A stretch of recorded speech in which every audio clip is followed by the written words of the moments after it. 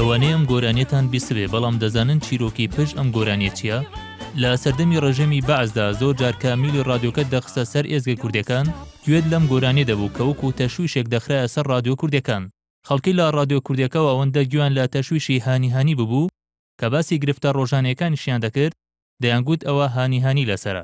ئەگەر لە ڕابردوودا هانی تەشویشی ئێزگە کوردەکان بووبێ لەم سەردەمەدا دامەزراوی میدیایی نالیا زۆر جار دەکەوێتە بەر ڕەحمی هێرشی ئەلکترۆنی و تەشویش بۆ سەر تەلەڤیزیۆنەکەی.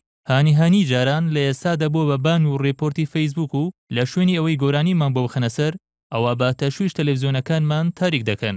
لە دوای دەستپێکردنەوەی وەرزی نوێی NRT بە سیستمی HD کەناڵەکە کۆمەڵێک هەنگاوی گرنگ و نوێی بڕی و بەشێکی زۆر لە بینەرانی کورد بۆ وەرگرتنی هەواڵ و زانیاریەکان دەگەڕێنەوە بۆ کەناڵی ئاسمانی و ڕادیۆ و ماڵپەڕی کوردی و ئینگلیزی و عەرەبی دامەزراوەی میدیایی نالیا.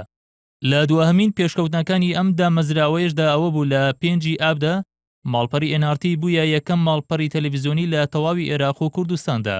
تەنها دوای 2 ڕۆژ لە یەکەمبوونی ماڵپەڕەکە هێرشێک ئەلکترۆنی کرایە سەری و بۆ ماوەی 2 ڕۆژ سەرجەم لینک و هەواڵەکانی ماڵپەڕی NRT لە پۆستەکانی فەیسبوکدا سڕانەوە و ئەوتۆڕە کۆمەڵایەتی ڕێگری دەکرد لە بڵاوکردنەوەی هیچ پۆستێکی نوێ کە لینکی ماڵپەڕی NRT تێدا بێ بە بیانووی ئەوەی ڕیپۆرت کراوە.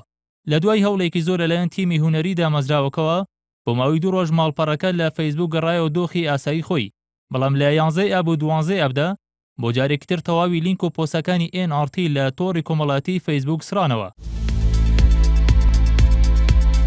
لە 13 ئابدا بۆ جارێک تر فەیسبوک ڕێگەیاندا بە بڵاوکردنەوەی لینکی NRT لە فەیسبوکدا. بۆ یەکەم جارە میدیایەکی کوردی بەم شێوەیە لەلایەن تۆڕی کۆمەڵایەتی فەیسبوکەوە بەو شێوەیە بلۆگ بکرێت و پۆستەکانی بسرێتەوە.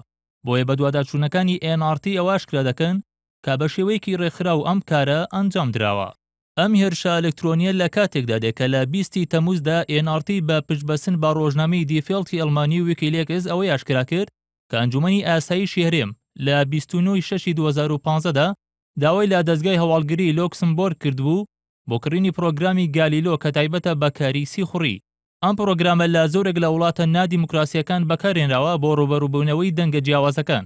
بۆ نمونە لە وڵاتی ئەسیوپیا دەسەڵاتدارانی ئەو وڵاتە ئەم پرۆگرامە بۆ سیخوڕیکردن بەسەر ئۆپۆزیسیۆنەوە بەکارهێناوە. NRT تەنها تەلەڤیزیۆنی کوردیە کە بێلایەنانە و بە شێوەیەکی هاوسەنگ ڕووماڵی هەواڵەکانی هەرێمی کوردستان دەکا و سەکۆی هەموو ڕەنگەکانە. NRT نەک تەنها سەرچاوە بووە بینەران و خوێنەرانی کورد بەڵکو سەرچاوە بووە میدیاکانی دەرەوەی هەرێم وەکو چۆن دەستگای هەواڵی BBC وەکو کەناڵێکی سربەخۆ پشتی بە زانیاریەکانی ئەو بەستووە.